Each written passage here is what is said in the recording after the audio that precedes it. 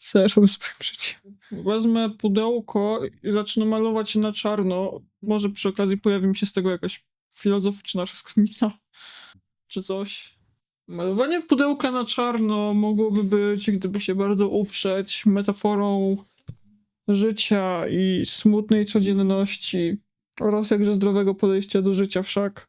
Mądro by było je wyczyścić, ale nie ten cały kurz i brud nazbierany przez lata będzie metaforą problemów, których się nie rozwiązuje, które się przykrywa lekami i terapią. Chodźcie na terapię słonka, jeśli potrzebujecie, nie słuchajcie tego. Anyways, jak sami widzicie, ta piwnica jest... Właśnie mi się przypomniało, że jestem w stanie mieć tutaj kolorowe światło. Gdzie jest ten chwalony czujnik? Mam kolorowe światło. Mam kolorowe światło.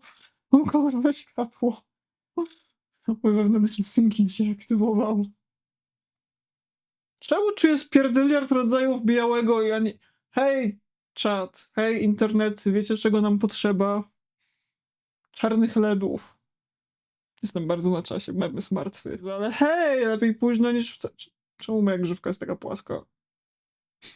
Wyglądam, jakby ktoś przypierdolił mi wielką encyklopedię grzybów. Hej, czy znajdzie się jakiś emo, z któremu włosy zawsze współpracują? Te zdecydowanie mają własną świadomość. Czy to może mieć coś wspólnego z tym, że technicznie nie są częścią mnie? Kids, be smart, don't fry your hair, use wigs or some shit. Be smarter than our precursors. See? Gdzie jest czarny? W najlepszym wypadku możemy mieć niebieski. Jesteście utknięci z niebieskim. Wracając do tego, co mam do zrobienia tutaj, będziemy malować pudełko na czarno. Oczywiście, że nagram jak jem farbę. Wszyscy chcieliby zobaczyć, jak emo wpierdala farbę, mam rację? Wszyscy chcieliby zobaczyć, jak emo pije farbę. I tak, gdzie postawić tę puszkę, żeby nie była widoczna? Nie ma opcji, musi być widoczna, więc mogę przynajmniej spróbować zrobić to estetycznie. Czekaj, teraz wygląda jak lokowanie produktu. Ale mi nikt nie płaci. I ta puszka mogła być ładniejsza. Nieważne. Pomalujmy pudełko na czarno. Pędzel mi wysechł. Wait. Wcale nie będę jeść farby. Nie odważysz się wykorzystać tego fragmentu materiału do czegokolwiek, by the way, i wcale nie masz udokumentowanego tego, że wpierdalam farbę z pędzla. Nie odważysz się. Nie odważysz się. Zaczarowują cię, żebyś nie mógł się odważyć. Wracając do pudełka. Metafory naszego życia. Nie wiem, co ma symbolizować drewno, może naturę, wszak drewno jest całkiem naturalne, a my jesteśmy zwierzętami. Żyjemy w miastach, nosimy ubrania, używamy eyelinera, nosimy okulary, nosimy kolczyki. Czy wniosek z tego jest taki, że alternatywki zabijają świat? W sumie to jest dobry pomysł, żeby odgrzać stary temat. Chociaż wiem, czy odgrzać. Ten temat jest zawsze gorący. Porozmawiajmy o Shein i fast fashion. Prawdopodobnie to nie jest dobry temat do zaczynania przez kogoś, kto nosi bluzkę kupioną w fast fashion, ale teraz kluczowa część tego szczegółu. Kupiłem ją 7 lat temu. Kupiłem ją bodajże w Hausie czy czymś w tym stylu, czy innym kropie. I kupiłem ją po to, żeby przez te 7 lat plus ze mną została.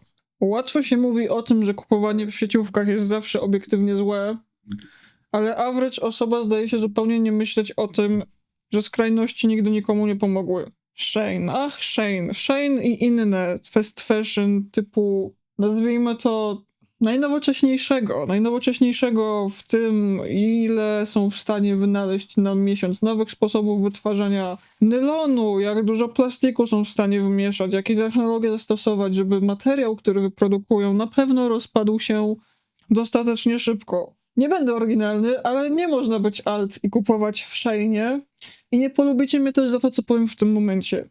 Kupowanie z drugiej ręki też nie zawsze rozwiązuje problem. O co mi chodzi, o czym nikt nigdy nie mówi, o co dużo osób mnie znienawidzi.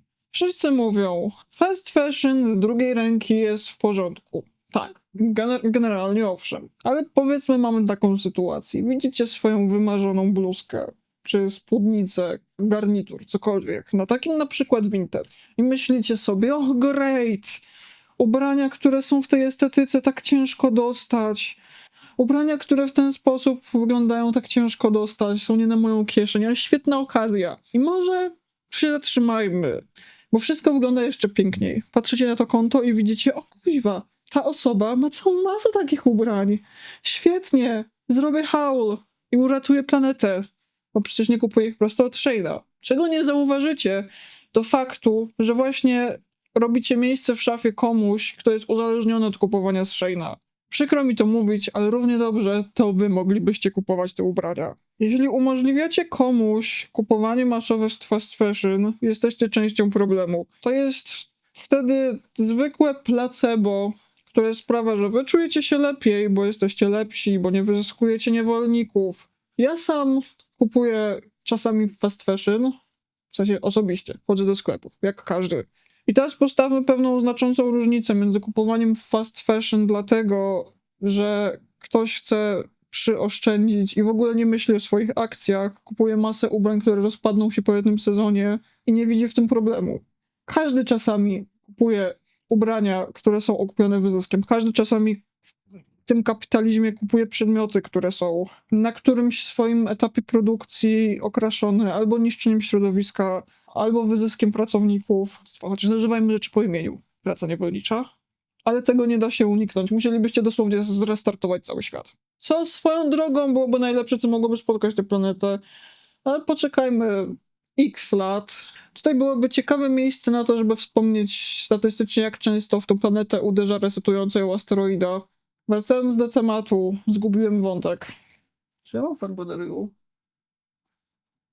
Oczywiście, że mam farbę na ryju. Oczywiście, że włosy mnie nie słuchają. I oczywiście, że nie odróżniam prawa od lewego.